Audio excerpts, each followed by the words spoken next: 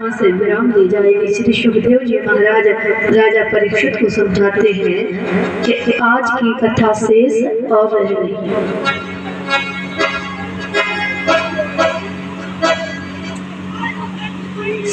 जितना भी इस कथा का शुभ समय था वो धीरे धीरे कर निकल गया।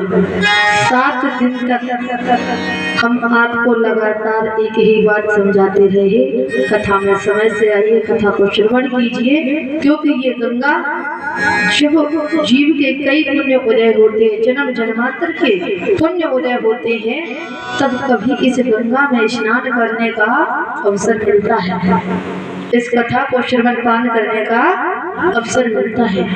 बड़े सौभाग्य की बात है कि आमंती नगर में हर वर्ष श्रीमद् भागवत कथा होती है और भगवान से प्रार्थना करूंगी, दुआ करूंगी कि इस आमंती नगर में आप लोगों के बीच कथा ऐसे ही होती रहे। बस इस कथा का कुछ महत्व समझिए आप। कथा तो हर वर्ष कराते हो, थोड़ा इसकी जिम्मेदारी, थोड़ी इस कथा को समझना। वैसे सभी ने अच्छी तरीके से किया, सभी ने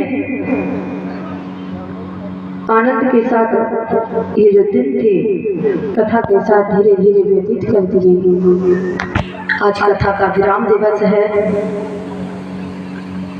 तो महाराज कल आपने कथा श्रवण की थी, कौन सी कथा श्रवण की थी? गोवर्धन महाराज की।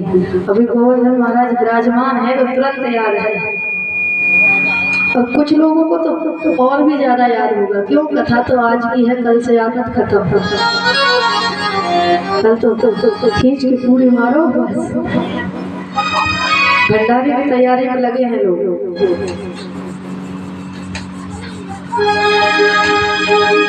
तो कल आपने गिरिराज पूजन किया था। भगवान कृष्ण ने कनिष्ठ उंगली पर गिरिराज पर्वत को धारण किया था। कल ऐसी सुंदर कथा आपने श्रवण की थी।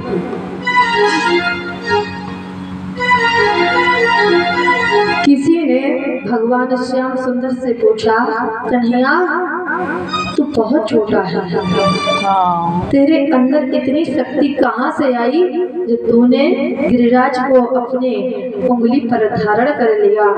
तब भगवान कृष्ण कहते हैं, मेरे अंदर कोई शक्ति नहीं, ये तो सब ब्रजवासियों की कृपा है। और भगवान कृष्ण कहते हैं, कछु गोपिन को बल बढ़ो, कछु माखन को बल बढ़ो, कछु गोपिन करी सहाय, और राधा रानी की कृपा से मैंने गिरवर लियो उठाए। तो बोले ये ब्रजवासियों की कृपा है जो मैंने गिरिराज को अपनी उंगली पर धारण कर लिया।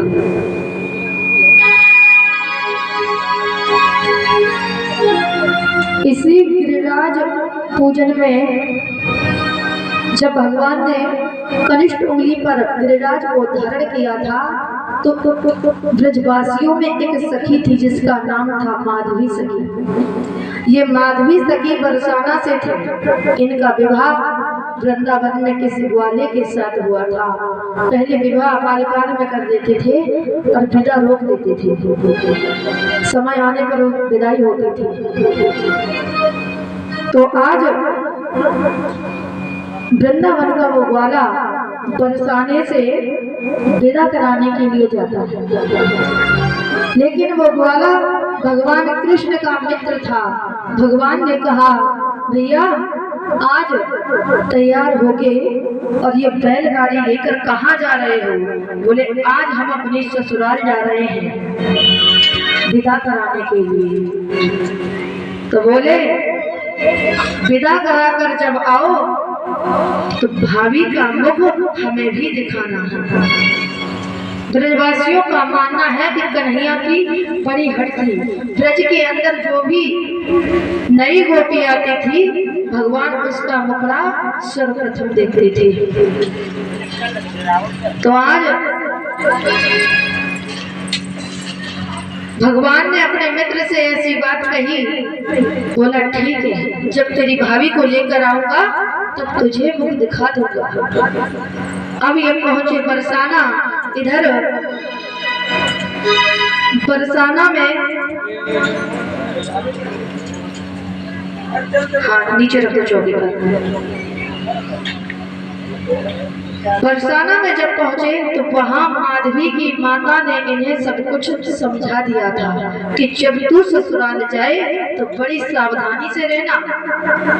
तेरी ससुराल में कभी कहीं कोई कमी नहीं है, बस एक खराबी है कि तेरी ससुराल में एक छोरा है जिसे लोग कन्हैया कहते हैं। बड़ा ही चंचल, बड़ा ही नटखट है, तो बस उसका मुख कभी मत देखना,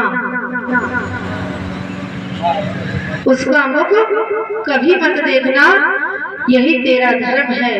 और जब भी तुझे लगे कि कन्हैया कहीं गलियों में है तो घूंघट करके रहना, कभी कृष्ण को अपना मुख मत दिखाना, वो बड़ा ही छलिया है।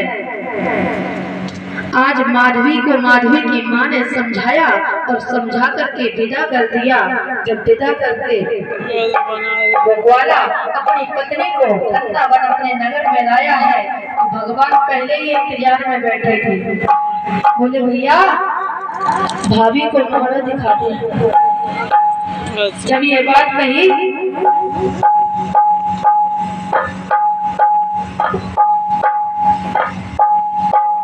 आज भगवान जब ग्वाला से अपने मन की बात कहते हैं कि भैया मुझे भाभी का मुखड़ा दिखा दे, तो वो ग्वाला अपनी पत्नी माधवी से कहता है देवी ये कन्हैया है, तुम्हारा देवर है, अपना चेहरा कन्हैया को दिखा दो। क्योंकि कन्हैया की जिद रहती है जो भी नई दुल्हन नई गोपी ब्रज में आती है वो उसका मुख दिखता है। गोपी ने जैसे ही नाम सुना कन्हैया है तो घूंघट नीचे और खींच लिया।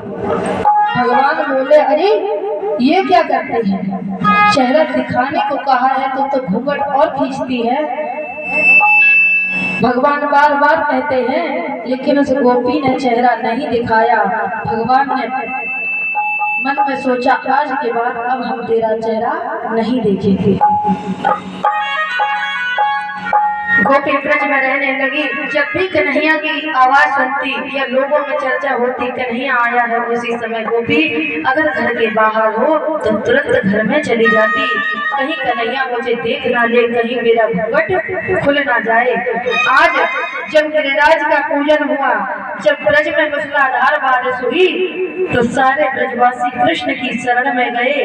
गिरिराज पर्वत के नीचे सारे ब्रजवासी आ गए, उसी में माधवी सखी भी आ गई। हड़बड़ी में कैसे ही वो घूंघट खुल गया।